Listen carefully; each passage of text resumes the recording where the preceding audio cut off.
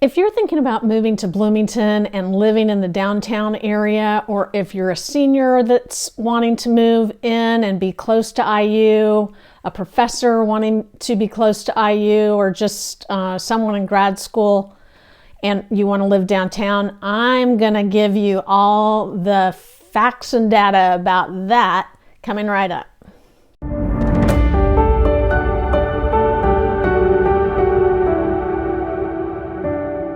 My name is Wendy Kohlmeyer and I'm with B-Town Realtors in Bloomington, Indiana, and I'm going to give you all the information you need about living in the downtown area.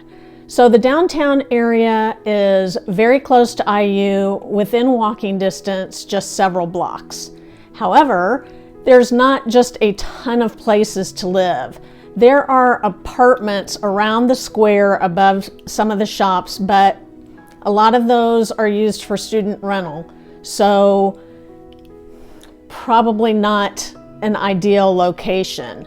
Now, there are some other apartments down there and they are mostly student rental as well. So that's not even an option for a working professional or for a senior. What they do have is there's some apartments called the Kirkwood, and those are very nice. They have underground parking there, and they're just about a block off the square. There's also the Foundry, which are luxury condos, which are very nice, and it's secure entrance. You can't do rentals there at all. If there is an IU student living there, they can rent a room to another student, but they always would have to be living there. So they're very exclusive, and they have a parking garage there that you can store your bikes and whatnot. Also, they have elevators. It's right across the street from Blooming Foods, which is a community co-op. They have breakfast bar, lunch bar, dinner bar, all that, so you can go in there and get fresh food. And it's a lot of organic items. Blooming Foods has been in Bloomington forever, since I was a little girl, so that's a long time. And they have an east side location and a downtown location, but the downtown location's very active and it's very close to the farmers market. They have just a lot of great produce and organic goods there, so you want to be able to check that out. I digress. So the Foundry is 3 or 4 stories. It's very exclusive. It's a block off the square, so that's about 4 blocks to IU. So you can definitely ride your bike to IU or walk there and get around town. So we have what's called the Beeline Trail, and that goes right next to the Foundry, which is awesome. And you can jump on that and ride all the way to the south of town or all the way to the north of town, whatever you prefer. Bloomington is pretty bikeable. They have put bike paths on some of the major thoroughfares too, but you've really got to be careful. So, and as far as sidewalks and things like that, we're covered there. So if you are a senior and you are mobile, then you should have no problems getting around downtown Bloomington and Indiana University. Now, we are a car community here. So if you think that you're going to be without a car, you definitely want to have a bike or an electric bike, something like that. But we also have a very good bus system here. So getting around IU's no problem. Getting all around town is really no problem at all. You just have to take a little bit more time to get on a bus. So can you do Bloomington without a car? I would say yes. You just have to plan it out and look at the bus schedules and things like that.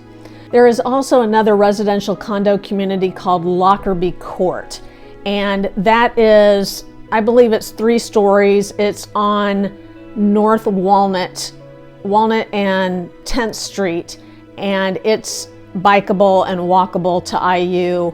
It has a locked parking garage underneath that you drive in with gates, similar to the Foundry. It's smaller than the Foundry though, and it's, if you can find something come open, even one bedrooms at both Lockerbie and the Foundry are going to be just shy of $500,000. So it's, you know, it's not cheap to live in downtown Bloomington.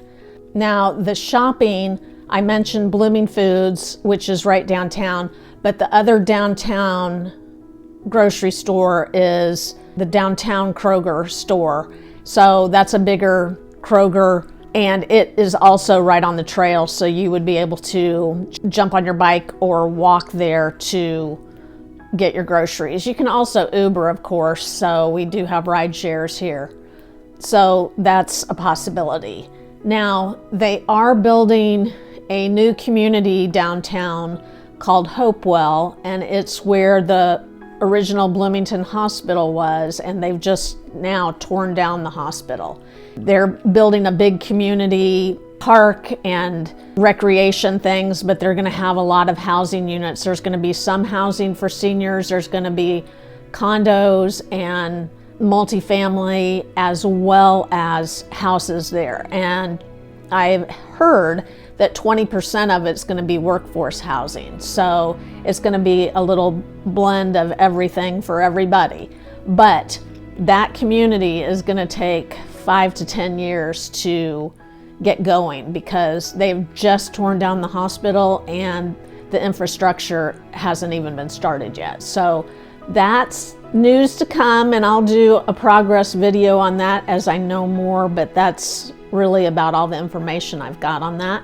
The other places that you could live would be south of campus and in like the Elm Heights neighborhood, and those are all historic houses, so there's going to be some 1-stories and some gorgeous 2-stories and things like that, but they don't come up on the market very often. There is that south of town aspect, and again, you would be able to walk or bike into IU or around the downtown area.